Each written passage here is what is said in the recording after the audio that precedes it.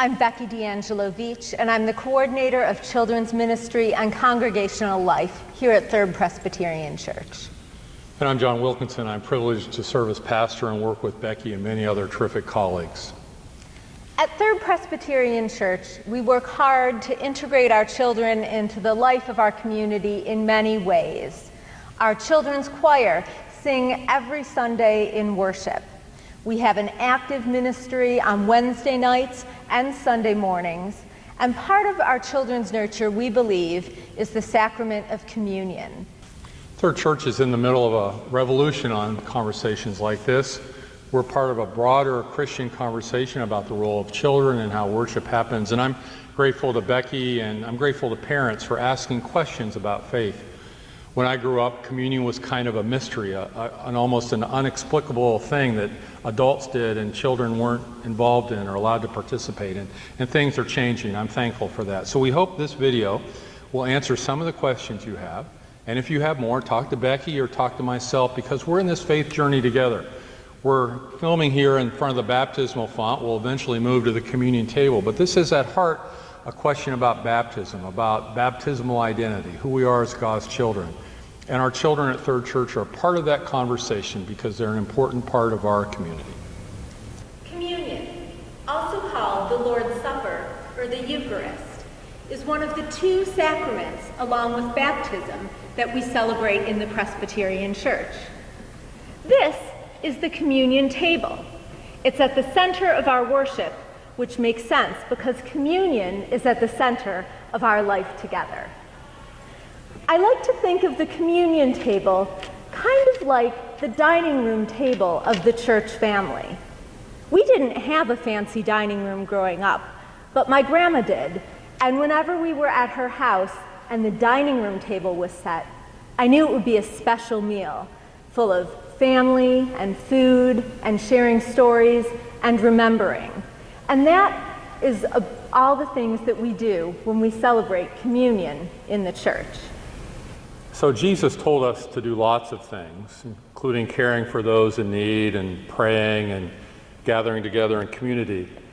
But the two sacraments that we have, baptism and communion, we do because Jesus was really specific. Do this, he said, do that, in terms of baptism and in terms of the Lord's Supper.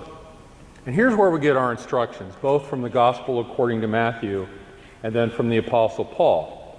So let me read first from 1 Corinthians.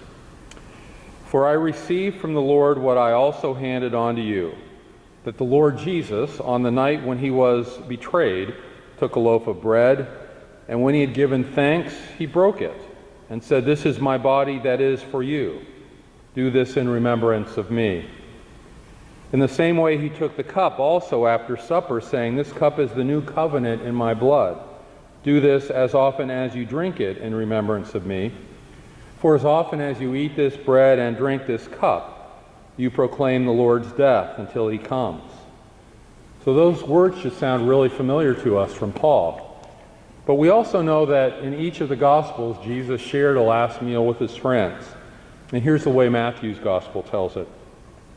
While they were eating, Jesus took a loaf of bread, and after blessing it, he broke it, gave it to the disciples, and said, "Take, eat, this is my body."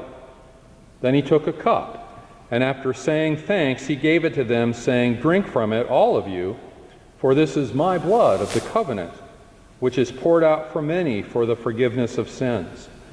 I tell you, I will never again drink of this fruit of the vine until that day when I drink it new with you in my Father's kingdom." So we celebrate this sacrament of communion because Jesus told us to do it. So you can go to 100 different churches and they'll all observe communion or the Eucharist or the Lord's Supper in different ways. But at the heart of it all is what Jesus told us to do in the meal that he shared with his friends. So bread and a cup. In some churches, the cup contains wine. In our tradition, because we're sensitive to people's needs and experiences, our cup contains grape juice. And sometimes it'll be in a tray, sometimes it'll be in a basket. But here at Third Church, we do communion pretty much the same way, regardless of the room or the time of year or how we're celebrating. So we'll remember Jesus' meal. So I or another minister will take the bread and remind us that Jesus said, "Take, eat, this is my body broken for you. Every time you eat of it, do so in remembrance of me." And then we'll oftentimes share the bread in one way or another. And then after sharing the bread, we'll remember that Jesus took the cup as well and said, "This cup is the cup of the new covenant, sealed in my blood for the forgiveness of sins. Every time you drink of it, do this in remembrance of me." So these words are really important. Eat this bread, drink this cup, and do this all in remembrance of me. And then sometimes we'll have people come forward and receive the bread and the cup. We call that intinction. And on many Sundays, then we'll serve from these trays while people are sitting in the pews. So these are the trays that contain the cups of grape juice. And this is the tray that contains the pieces of bread. And when we serve them in the pews, you're serving one another. And when we come forward, we're still serving one another. So that's an important element to remember in all this as well, that as we give and as we receive, we're serving one another, just as Jesus served us.